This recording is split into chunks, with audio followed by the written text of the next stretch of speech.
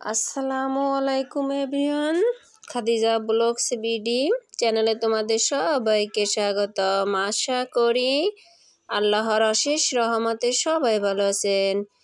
আর এখানে দেখেন আপনারা এই সাগরের মাছটাকে আমরা ফোমা মাছ বলি, আর আপনারা বেশিরভাগ পোয়া মাছ বলেন। আর এটা যদি হাতে মেখে রান্না করা যায় তাহলে কিন্তু অনেক মজা হয়। আর এখানে আমি টমেটো, পেঁয়াজ কুচি, তারপর আমার বাটো মশলা দিয়ে সব মশলা উপকরণ দিয়ে আমি এটাকে হাতে মেখে নিলাম।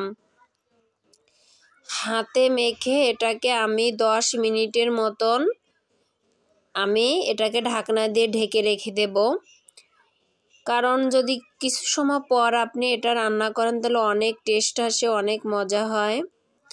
আমার 10 মিনিট হয়ে যাওয়ার পরে ওখানে কিন্তু আমি পানি দিয়ে চুলায় দিতে পারতাম, কিন্তু বন্ধুরা আমি কিন্তু এই মশলাটা একটু সামান্য পরিমাণ তেলের উপর কষিয়ে নিয়েছিলাম। কিন্তু তোমাদের ক্যামেরায় আমি কম সময় দেখালাম, আমি অফ ক্যামেরায় কত সময় আমি এটা কষিয়ে নিয়েছিলাম।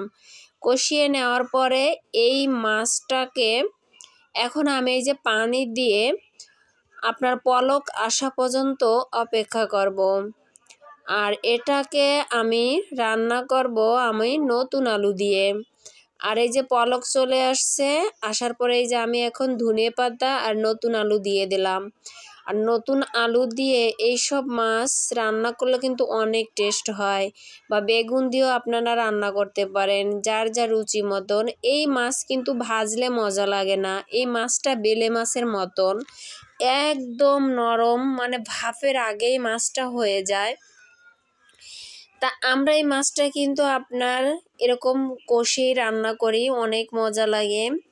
আপনাদের ভাই তো খেয়ে বলতেছে খুব টেস্ট হয়েছে মাছটা। দেখেন আমি কোনো ফিল্টার ইউজ করিনি, আমার রান্নাঘরে কোনো লাইট নেই, আমি কিন্তু আমার ফোনে লাইট দিয়ে রান্না করছি। কেমন হয়েছে জানাবেন।